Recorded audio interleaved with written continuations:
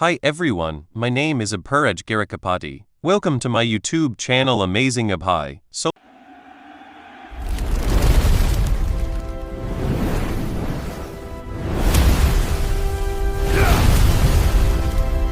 Solo leveling is packed with insanely strong characters, but the monarchs are by far the strongest ones. These guys are an ancient race of monsters who literally wants to wipe out all of humanity. So yeah, they are super scary. So that's why we'll go over and explain each of the monarchs and rank them by strength from weakest to strongest. Alright, first up, we've got Croatia, the monarch of plagues and the queen of insects. And if you've got a fear of bugs, she's basically your worst nightmare come to life.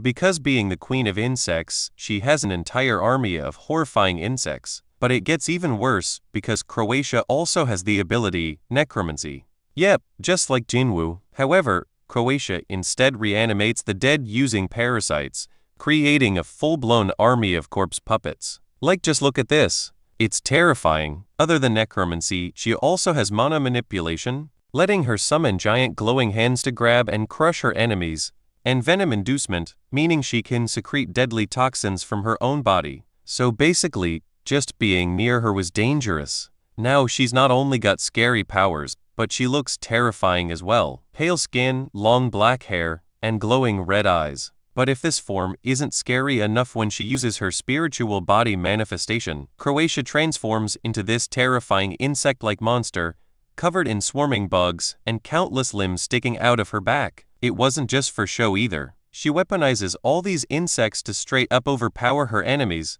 and her personality absolutely matches her terrifying looks, as Croatia is a bloodthirsty individual who lived to kill and loved every second of it. But she also was a real softie for all insects. She treated them like her children, and she even showed affection towards Bardu when she met him later on. But yeah, we all know Bardu wants to stay by his lord's side, so sorry, Croatia, but Baru's staying with Jinwu. Next up, let's talk about Baron, the monarch of white flames and the king of demons. But first, let's clear something up. The Baron that Jinwu fights in the demon castle? Well, that's not the real Baron. That version was just a replica that was way weaker created by the system. So just imagine how insanely strong his actual power must have been. Now first, visually, replica Baron looked almost the same as the real one. He was a huge jacked demon with gray skin instead of purple like the replica, glowing white flame-like hair, glowing white eyes instead of red like the replica, and 4 big horns on his head. He also wore some seriously intimidating armor. Personality-wise, Baron was cruel and aggressive, but he never backed down. He wasn't the type to run, and he definitely wasn't afraid of dying. He always stood his ground till the end, no matter how bad it looked. Now, finally, let's talk about Baron's insane strength. As the king of demons, Baron could use Hell's army, which let him summon his own demonic army through portals, basically his own version of Jinwu's shadow army, but straight from hell. Then there's lightning breath. Baron could shoot torrents of lightning out of his mouth, which was immensely powerful. And on top of all that, he also had spiritual body manifestation, which we, however, sadly never got to see in action. Before we move ahead, please take a second to like on this video. A like tells me that you enjoyed this topic. Your support helps Amazing Abhi grow naturally. But I'm sure it would have been terrifying. So even though we only saw a weakened version of Baron in the series, the real monarch of white flames was a straight-up monster. Moving on, we've got Tarnak, the monarch of the iron body and the king of monstrous humanoids. At first glance, Tarnak actually looks very human-like, with slick blonde hair and human-like features, although he's got these glowing green eyes. But don't let that fool you. He absolutely hates humans. He's straight up disgusted by the idea that someone like Jinwu, a mere human, could become the new Shadow Monarch. Tarnak was also an egotistical and overconfident individual who had great pride in being a monarch. Still, he was also a very smart and cunning individual. And just like Croatia, Tarnak had the ability to use spiritual body manifestation. And let me tell you, he looks straight up monstrous. So again, at first glance, Tarnak looks like your standard, pretty handsome villain. But then, his body starts to crack, and this eerie green light begins to shine through. Ultimately, he fully transforms into a massive gigantic golem with glowing, lime green hair and dark gray armor. And Tarnak's golem form is all about raw, destructive power, smashing through anything or anyone in his path. So yeah, Tarnak's a beast. Still, Tarnak wasn't as strong as this next guy. Rakan, the monarch of fangs and the king of beasts. He's this massive, terrifying beast man with glowing yellow eyes, razor-sharp teeth, and a body built like a tank. And we actually get a glimpse of him at the end of Season 2, and you know he's trouble from the second he shows up.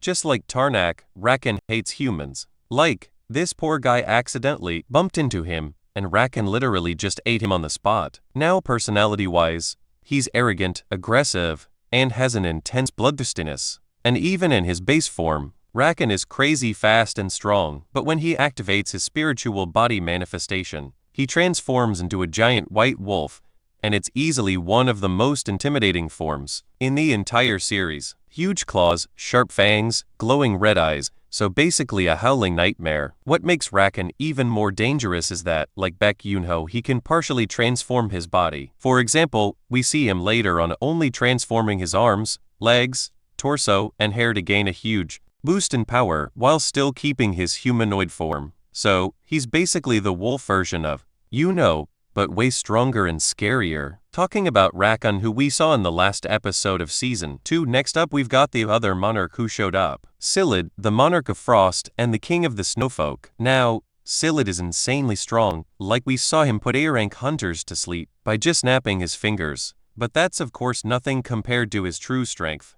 Scyld is the absolute master of ice magic. He can create massive waves of ice, summon blizzards, shape ice into deadly weapons, and even form giant ice monsters to fight for him. He's also got ice breath attacks that can instantly freeze anything in front of him. Now, as we can all see, this guy looks like just an old man with long white hair. But don't let that grandpa look fool you. As I said, Scyld is OP, and when he activates his spiritual body manifestation, it's like he hits the ultimate glow-up button. Gone is the old man. Instead he gets younger looking.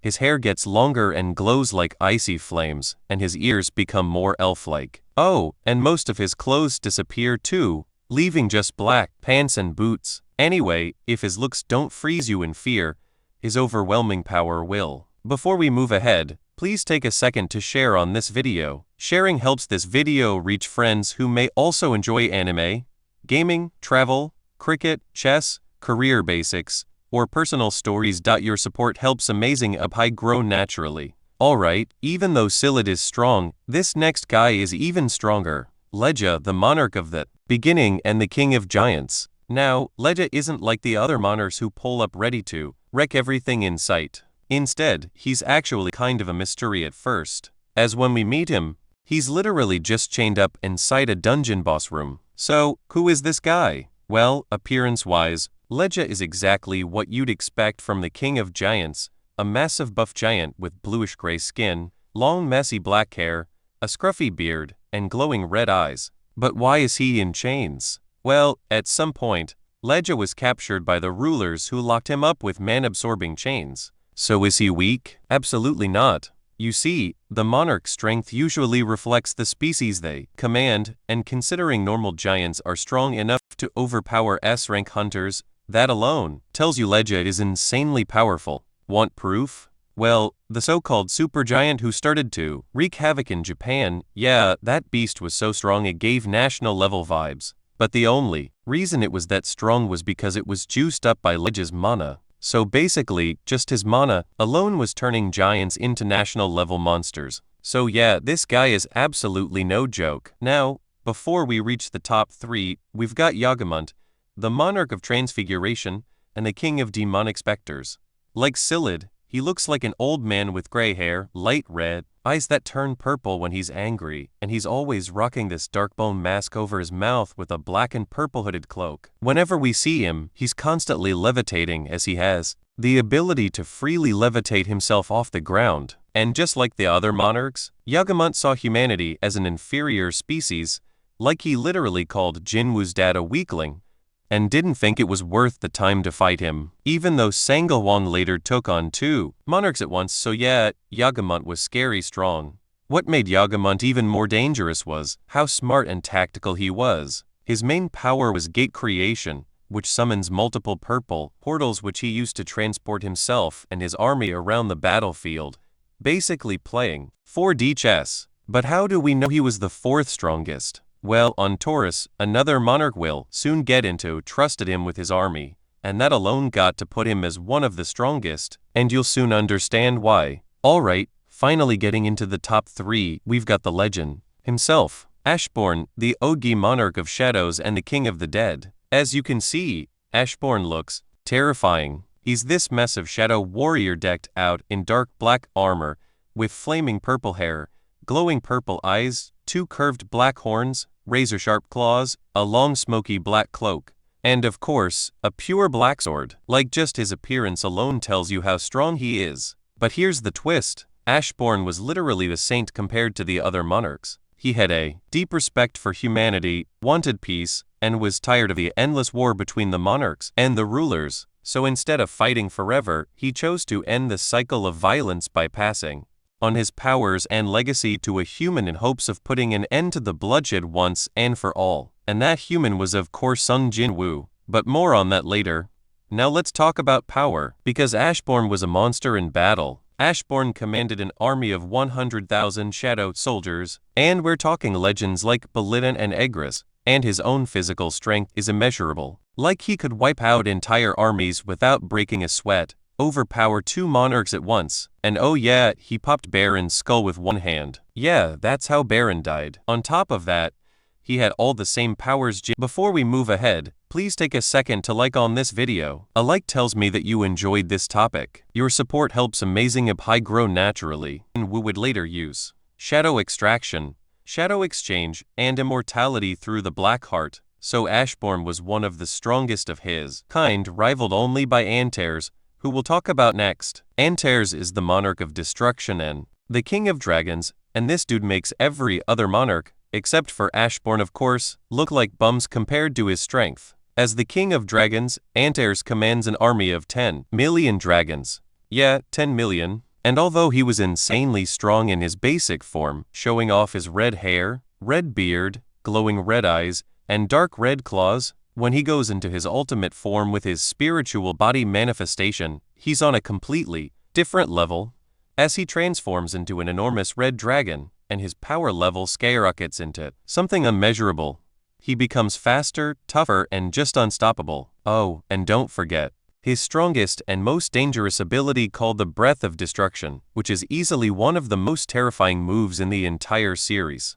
Because if he hits you with this, you're not just taking massive damage, you literally cannot heal from it. Like if Antares hits one of Jin-woo's shadows, they won't be able to regenerate, or if he burns your hand, you will have a permanent scar. So basically, once it hits, you're done. And just like Rakan, Antares can also transform into a hybrid form, his human dragon form, where he gets snake-like eyes, reptilian armor, and a menacing white helmet with 4 dragon horns. It's intimidating, sure, but his full-on dragon form, way scarier.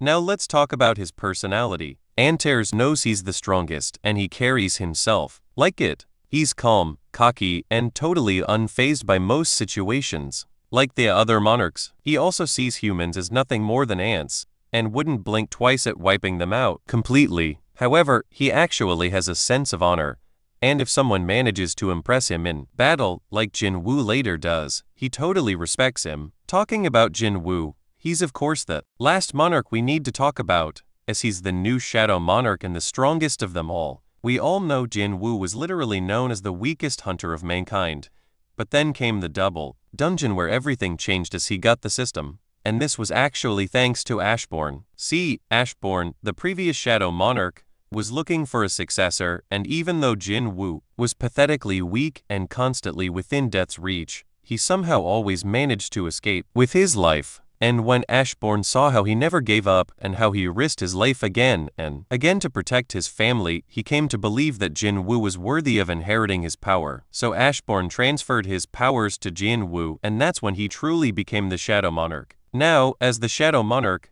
Jin-woo's greatest strength and ability is of course necromancy, as he can extract the shadows of the dead and turn them into loyal soldiers. And now, we're talking about an army of 10 million shadow soldiers. Yeah, I'm serious. In this army, he's also got legends like Baru, Egris, Iron Tusk, and Bolilin. But it gets even crazier, as Jinwoo eventually unlocks his ultimate form, astralization, where his entire body gets wrapped in black armor glowing with this haunting purple energy. And in this form, he's basically unstoppable. His speed, strength, and abilities were all taken to god-tier levels, and nothing could stand against him. So ultimately, he literally becomes one of the strongest characters in the history of anime. Yeah, you can quote me on that.